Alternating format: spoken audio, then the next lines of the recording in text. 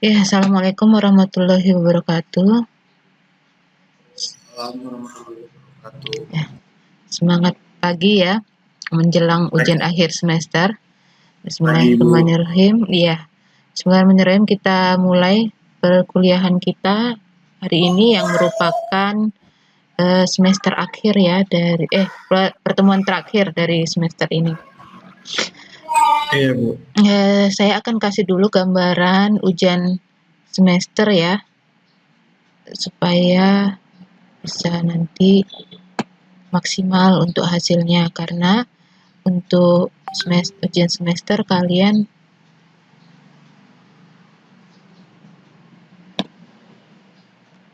saya buka. Kalian adalah mengumpulkan tugas. Ya, banyak.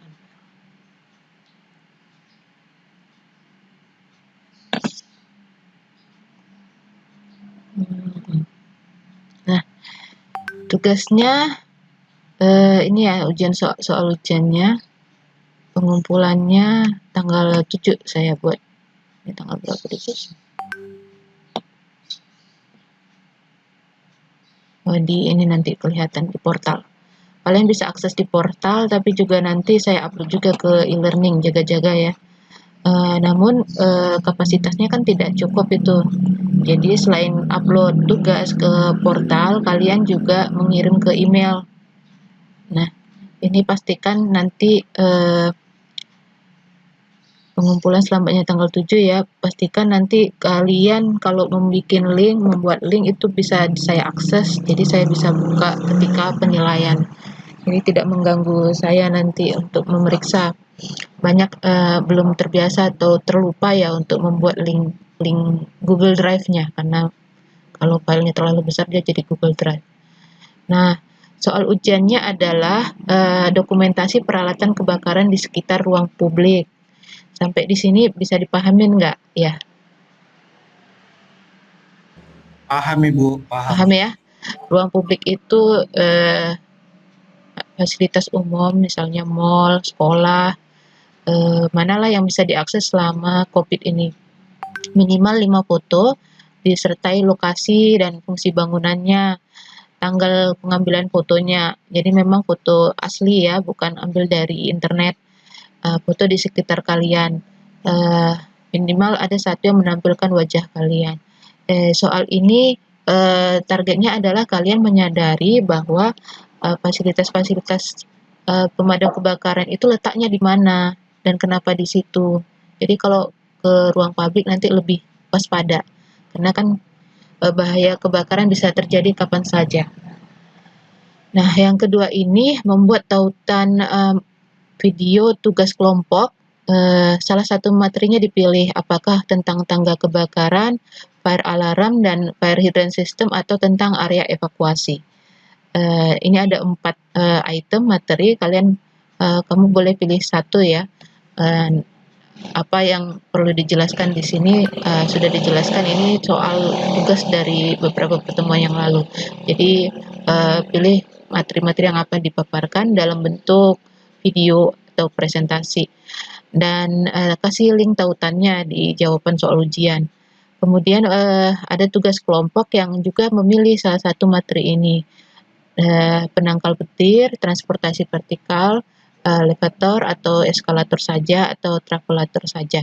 Uraiannya juga ada di ini ya, di materi kuliah sebelumnya. Nah, kemudian kumpulan tugas seluruh kelompok lainnya. Jadi biar kalian saling berbagi pengetahuan, tugas kelompok sesama teman juga harus dikumpulkan. Jadi nanti misalnya ada catatan yang ini ya, karena semuanya mungkin punya daya simpan yang berbeda, kalian tetap punya koleksi atau data tentang seluruh mata kuliah tentang utilitas ini, karena banyak jenisnya. Sampai di sini bisa? Bisa Ibu? Oke, bisa dipahami ya. Bisa Ibu. Nah, itu persiapan untuk tugasnya. Hari ini kita akan belajar tentang transportasi partikel. transportasi dalam gedung. Jadi kalau kita nanti mengurus surat izin menggunakan bangunan, istilahnya sertifikat layak fungsi ya, atau mengurus IMB, di dalam prosesnya itu untuk bangunan-bangunan yang fungsinya sudah publik dengan kapasitas yang atau fungsi yang penting ya, misalnya mall begitu, pada prosesnya nanti akan ada banyak ahli yang memeriksa utilitas bangunannya. Dan untuk transportasi ini ada ahlinya khusus ya, ada bidangnya khusus yang memeriksa. Umumnya orang mechanical electrical yang paham listrik dan juga mesin. Namun sebagai arsitek kita harus paham di mana dan bagaimana peletakan transportasi dalam gedung ini. Mungkin kita tidak semua bangunan yang kita gunakan menggunakan transportasi dalam gedung, tapi kalau kita di dalam fungsi publik dia sudah membutuhkan transportasi dalam gedung untuk mempercepat sirkulasi atau efektivitas dan kemudahan di dalamnya ya. Dan perkembangan teknologi di transportasi dalam gedung ini termasuk yang membuat perubahan bentuk bangunan di dunia seperti lift ini ya. Sejak munculnya lift maka muncullah mendorong pula bangunan pencakar langit. Lift atau elevator ya istilahnya ya. Kalau lift dia pakai istilah bahasa Inggris, elevator digunakan di daerah Amerika sana. Nah, kita ada 4 jenis ini ya. Ini bisa mungkin ada yang kalau kita perhatikan ada di sekitar kita. Mungkin yang paling sering kita jumpain itu eskalator kalau di kota Medan ya, lift, dan ini conveyor ini kalau kita di bandara ya, peralatan yang membawa barang-barang penumpang untuk dari bagasi, dan ini gambar potongan dari lift. Nah, kita mulai dari yang populer dulu ya, lift atau elevator. Pernah naik lift kan? Ya, David pernah naik lift ya? Pernah, Bu. Ya, jadi pahamlah kemudahannya ya, kenapa kita lebih memilih pakai lift atau eskalator pada waktu tertentu. Nah, oke, untuk standar peletakan atau transportasi vertikalnya ada SNI-nya, ini ya. Namun tadi saya coba-coba googling, ini sangat sulit diakses. Coba nanti dalam perencanaan kita tetap mengacu kepada standar nasional Indonesia yang resmi ya.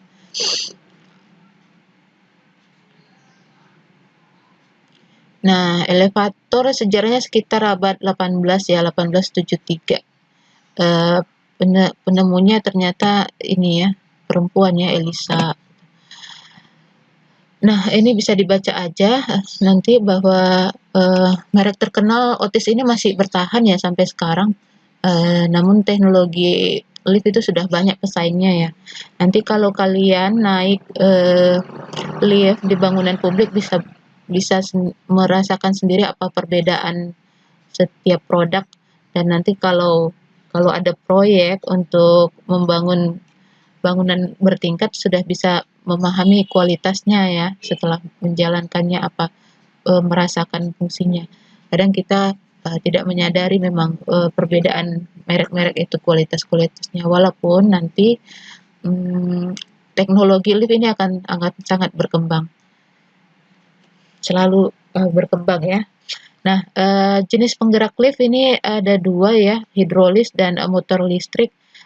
Pada prinsipnya adalah kenyamanan si pengguna di dalamnya dan juga efektivitas energi ya, cara pemilihannya. Ini yang paham nanti diskusi kita sama ahli-ahli mekanikal. Oke, saya akan membahas kepada ini jenis lift. Jenis lift itu ada lift penumpang, ada yang khusus barang, ada lift uang ya atau dumbwaiters. Mungkin ini agak tersembunyi posisinya, nggak begitu diperhatikan kalau kita tidak tidak menyadari ya. Biasanya di sini misalnya lift uang atau makanan ya, di restoran yang dapurnya jauh ke lantai berapa begitu, jadi dia perlu dumbwaiter. Atau juga dumbwaiter ini juga digunakan untuk ke rumah sakit untuk sirkulasi obat ya. Misalnya kita membeli obat di rumah sakit, tapi tempat penyimpanannya ada di lantai 2-nya, maka dia menggunakan dumbwaiter untuk mensirkulasikan obat-obatannya. Jadi prinsipnya begitu, bentuknya sangat biasanya kecil saja seperti lemari. Kemudian lift pemadam kebakaran. Nah, biasanya berfungsi sekaligus sebagai lift barang. Perlu diperhatikan kalau terjadi kebakaran, kita justru harus menghindari lift ya. Jadi tidak semua lift yang berfungsi untuk hal-hal seperti ini. Jadi kalau pengguna yang tidak khusus lebih baik masuk ke ruang ruang safety ya, tangga kebakaran. Nah, untuk perancangan lift yang diperhatikan tipe dan fungsi bangunannya. Misalnya rumah sakit atau perkantoran tentu berbeda. Sebentar. Sampai di sini ada yang ditanya? Tidak ada, Bu. Tidak ada ya. Tipe dan fungsi bangunan, kalau fungsinya gudang misalnya tentu tidak begitu memperhatikan estetika, tapi lebih kepada efisiensi kemampuan dia ngangkat barang, begitu contohnya. Jadi ada dia lift yang bisa terlihat begitu ya, cuman jaring-jaring aja, ada yang memang sangat tertutup. Ada juga yang kalau di mall dia transparan, kaca ya. Kemudian perancangan lift juga memikirkan banyaknya lantai karena itu berarti motornya ya, kekuatan motor untuk mengangkutnya, dan luas tiap lantai. Supaya kalau luas tiap lantai supaya kita bisa mensirkulasikan orang pada waktu yang tepat. Misalnya kalau bangunan tinggi 10 lantai ke atas, tentu elevator menjadi sirkulasi utama daripada tangga ya kan, lebih prioritas, orang akan lebih memilih lift untuk naiknya.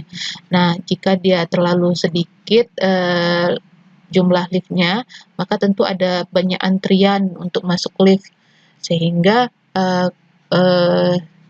tidak efektif fungsi kantor itu.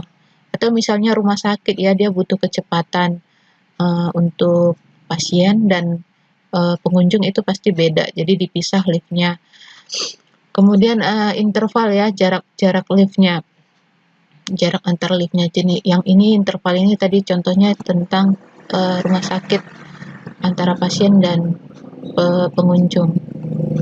Jadi ada yang diatur kecepatannya. Nah, untuk lift ya ini tergantung fungsi bangunannya. Tadi sudah saya jelaskan. Nah, ini komponennya. Nah, ini mungkin akan kalian pahami sendiri nanti, tidak begitu penting sebagai arsitek, namun harus tahulah contoh komponennya ya. Nah, di sini sebagai arsitek yang kalian perlu pahami bahwa umumnya kalau di bangunan bertinggi, lift itu ditempatkan pada satu kelompok atau satu zona. Tujuannya pertama memang memudahkan sirkulasi, mengefektifkan sirkulasi, kemudian lift ini strukturnya khusus, mahal ya, karena semuanya itu kan beton bertulang ya sekelilingnya, dan perhitungannya juga perhitungan strukturnya pun tersendiri. Hubungan struktur lift ini dengan lift bangunan juga terpisah, tidak ini ya, tidak menyatu. Artinya ada perlakuan khusus untuk lift ini. Nah, karena mahalnya itu biasanya dikelompokkan dan mudah sebenarnya kita kenali kalau kita mudah dikenali kalau kita masuk ke sebuah bangunan. Nah, di sini contoh di nomor 3 ini ya, kita harus memperhatikan kalau sudah banyak liftnya begini, ini tandanya kan dia melayani banyak lantai ya, banyak orang. Nah, aktivitas di sini juga harus nyaman, jangan terlalu sempit. Jadi kita perkirakan nih antrian berapa orang. Ataupun model yang begini ya, yang nomor 2 ya, antriannya bisa sepanjang apa. Apalagi dengan kondisi COVID ini ya, jarak semakin besar. Nah, kemudian ini contoh ya, lift untuk bangunan di World Trade Center. Ini bangunannya sudah hancur. Dia bangunan World Trade Center ini contoh apa ya? Contoh bangunan modern lah ya, sebuah kebanggaan dulu sama Amerika Serikat. Bagaimana bangunan pencakar langit yang paling bagus gitu. Namun sudah hancur. Jadi ini contoh bagaimana mereka meletakkan elevatornya. Posisinya di tengah ya, di tengah bangunan. Dan ini perkantoran besar. Di sini lantai ini adalah yang melayani fungsi kerjanya, dan ini elevator di sisi kiri dan kanan ada yang dia bagi elevator ekspres dan elevator pada posisi biasa. Ini tadi yang saya sebutkan di sebelumnya ya, ada perbedaan interval waktu. Nah, kalau ini denahnya secara potongannya begini. Jadi bangunan ini kan pencakar langit ya. Tidak semua lift dia melewati seluruh lantai. Ada lift tertentu yang hanya 10 lantai atau 20 lantai, atau dia yang seluruh lantai itu cuma satu misalnya. Nah, yang ini biasanya untuk kepentingan yang sangat mendesak ya dan khusus gitu, atau yang mengaksesnya hanya orang-orang tertentu. Kalau kalian pernah main ke kantor gubernur ya, ada juga fungsi seperti ini. Jadi yang langsung ke lantai 9 tempat gubernur dan wakilnya itu ada satu lift khusus yang tidak boleh diakses oleh pegawai lainnya, supaya menjaga privasi dan kecepatan mobilitas si pejabatnya. Itu contohnya. Nah, ini tadi yang saya sampaikan tentang struktur lift dia tersendiri. Hitam ini ya memang benar-benar besi semua ya. Jadi ukurannya juga disediakan berdasarkan ukuran mesin kotak liftnya itu sendiri dan berapa pintunya. Jadi ini ukurannya sudah diperhatikan sejak kita menggambar. Jadi jangan kesempitan ya. Nah, secara potongan ruang yang harus diperhatikan adalah ruang yang di atas ya, untuk mesinnya, untuk motor penggeraknya yang menarik kotak ini. Nah, jangan nanti kalian mendesain di sini lift, di atasnya misalnya kolam renang ya. Jadi kan tentu tidak ada tempat mesinnya. Nah, itu yang nanti di dalam perencanaan harus diperhatikan. Oke ya, di dalam lift biasanya kriteria kita memilih produk lift itu ya kecepatannya atau kemudian perlambatannya ya, karena antar lantai kan dia harus melambat gitu ya. Kalau dia tiba-tiba berhenti, tentu yang di dalam lift kan terlalu goyang dan bisa kecelakaan.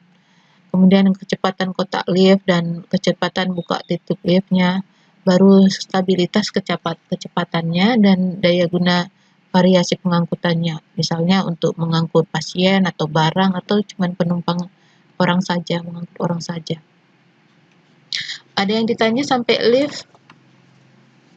Daviat? Tidak ada, Ibu. Belum? Iya. Tidak ada.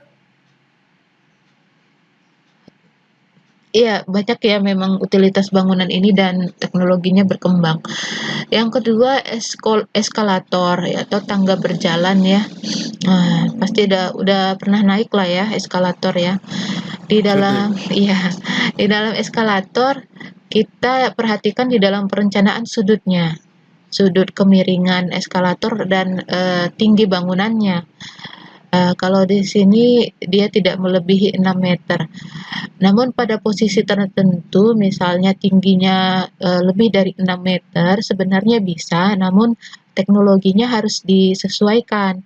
Kebutuhan misalnya di atas 6 meter, misalnya untuk terowongan ya, kita di daerah tropis memang tidak banyak bangunan sampai ke bawah tanah ya. Namun kalau di Eropa sana, mereka kan naik kereta ke bawah tanah, itu biasanya ada eskalator yang melebihi dari 6 meter gitu, karena masuk ke bawah tanah.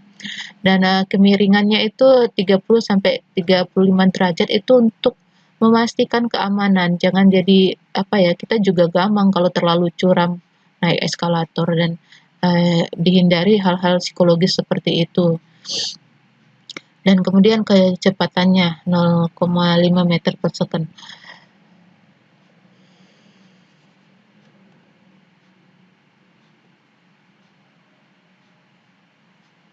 Nah, biasanya juga 30 derajat sama tinggi bangunan ini juga diperiksa ya, sesuai SNI juga ya, tidak boleh ini. Dan produk-produk yang ada di Indonesia biasanya juga mempertimbangkan standar ini karena standar dari pemerintah. Ini ya tadi sudut kemiringan, tinggi antar lantai, dan sistem operasi ya, apakah dia bolak-balik ataukah dia naik satu arah ya, ataukah dia sistem eskalator yang dia tidak hidup terus ya, ketika ada pengunjung ada sensor dia baru bergerak. Jadi itu sistem operasinya. Nah, ini tadi kita secara skematik dalam mendesain tangga itu ya, tangga berjalan lebarnya berapa, kemiringannya berapa, dan tinggi bangunan ya. Tinggi bangunan jangan lewat dari 6 meter, di bawahnya masih ada fasilitas eskalator lainnya. Nah, ketika ada ruang derajat ini tentunya perbedaan kebutuhan ruangnya juga beda ya. 30 dan 35 derajat bisa terjadi pemanjangan ruang, kebutuhan ruang sekitar 1 atau 2 meter begitu. Jadi harus diperhatikan kemiringannya. Ini komponennya. Nah, kalau di dalam eskalator ini yang perlu diperhatikan dalam perencanaan adalah aspek keamanan ya. Banyak ini kasus eskalator di sini biasanya ya, ketika mau turun ada celah yang memungkinkan anak-anak bisa nyangkut ya. Banyak kejadian karena salah itu adalah sebuah kesalahan desain kalau terjadi kecelakaan di posisi ini. Nah, itu yang perlu dihindari sebagai arsitek. Perhatikan sambungannya dengan pagar bangunan atau bordes, handlingnya ya, railing bangunan ini ya, sehingga anak-anak tidak bisa mengaksesnya, ataupun orang-orang yang tak gagap teknologi lah ya. Jadi benar-benar tidak ada celah sehingga mengurangi kecelakaan. Namun kasus-kasus kalau ada itu bisa dibuktikan ada celah sih, ada bukan dianggap keteledoran, tapi itu memang kesalahan desain, dosanya arsitek itu kalau kita tidak memperhatikan hal itu. Seringnya kita arsitek lupa bagaimana anak-anak beraktivitas ya, ukuran tubuh anak-anak yang dipakai ukuran tubuh orang dewasa. Jadi hati-hati. Kemudian untuk eskalator, budaya kita memang di Indonesia tidak begitu tertib ya. Naik ke eskalator ini sebenarnya ada attitude-nya, ada etikanya. Kalau nanti jalan-jalan ke luar negeri Daviat itu langsung terasa, Singapura aja. Kalau naik eskalator itu sebenarnya ada dua sisi yang difungsikan. Sebelah kiri itu orang yang berjalan untuk beristirahat. Naik eskalator tapi dia berhenti. Tapi di sebelah kanan itu untuk orang yang naik eskalator tapi juga ingin cepat jalan naik ke atas begitu ya. Nah, kalau di Indonesia kan eskalator cenderung bersifat rekreatif ya, malah berhenti gitu ya.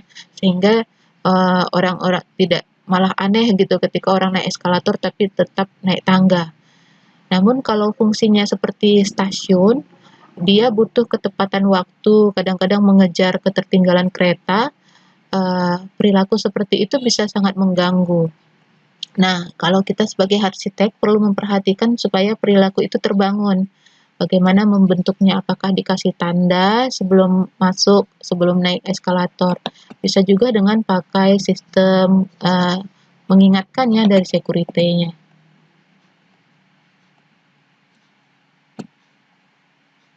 Kemudian ada travelator. Travelator kalau kita naik bandara ya, kalau kita ke bandara ada dia mesin seperti eskalator namun dia horizontal. Pernah naik travelator? Gambarannya seperti ini ya. Nah, ini biasanya di bandara. Bandara banyak. Benar. Karena kebutuhan penumpang untuk mengejar waktu, sementara bandara itu kan luas ya.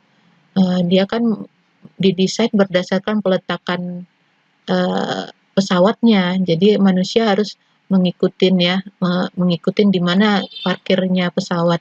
Nah, jaraknya itu dipercepat dengan adanya travelator ini. Ini juga berguna untuk orang-orang yang bawa barang banyak ya karena perjalanan tidak mau masuk bagasi, ataupun orang tua yang sudah dengkulnya sudah goyang ya gitu. Oke, itu untuk kita kuliah hari ini. Banyak ya utilitas ini ya. Banyak. Iya, karena 4 SKS ya memang harus banyak juga yang dikuasai. Walaupun nanti pada prakteknya nanti kalian tetap diskusi sama ahli-ahlinya, ahli mechanical ME, namun prinsip ruangnya itu harus dipahami ya, prinsip ruang. Itu aja Daviat, ada lagi yang mau ditanya? Tidak ada, Bu. Nggak ada ya, memang nggak ada pertanyaan dari tadi ya. Saya memperhatikan doang sih, Bu. Ya udah. Tugasmu udah sampai mana? Sampai mana yang kemarin sama Mutia itu ya, Bu? Oh, satu kelompokmu Mutia ya? Enggak sih, Bu. Cuman minta bantu doang sama dia, Bu. Ya. Oke, saya melihat ujian akhir semester hanya 2 orang yang mengumpulkan tugas. Ujian UTS ya. Itu diselesaikan karena UTS itu besar poinnya. Dan sebenarnya saya menilai bukan dari kuis-kuis itu ya, kuis-kuis itu untuk mengakses disiplin kalian. Ada presentasinya, yang besar adalah pengumpulan tugas. Jadi kerjakan saja tugasnya, kumpulkan semampunya, jangan sampai kosong. Nah, di UTS itu saya lihat hanya 2, itu sangat tidak ini ya, tidak etis juga. Di e-learning ada itu, Bu? Iya, di e-learning. Puasnya di e-learning, saya kasih pertanyaan, kalian letakkan Google Drive tugasnya di situ, tugas-tugas dari materi kuliah sebelumnya. Jadi coba Deadline-nya tanggal berapa, Bu? semua itu akan saya ini kumpulkan di tanggal 7. Jadi yang UTS-nya belum terkumpul, kumpul aja. Kumpulkan Lagi, Bu. semuanya. Iya, masih ada kesempatan semua tugas-tugas sampai ujian akhir semester. Tapi Lagi, Bu. kalau sudah keluar nilai saya jangan digugat ya, apa adanya ya. Kalau Lagi, Bu. UTS-nya kosong ya saya nilainya pun tidak bisa menilai ya kan. Oke, ya udah itu saja Daviat, tetap semangat Iya, ya Bu. Ya, Bu. menjelang Mohon maaf ini, Bu. UAS. Ya, oke. Saya sudah sampai di sini. Billahi taufiq wal hidayah. Assalamualaikum warahmatullahi wabarakatuh. Waalaikumsalam warahmatullahi wabarakatuh, Ibu.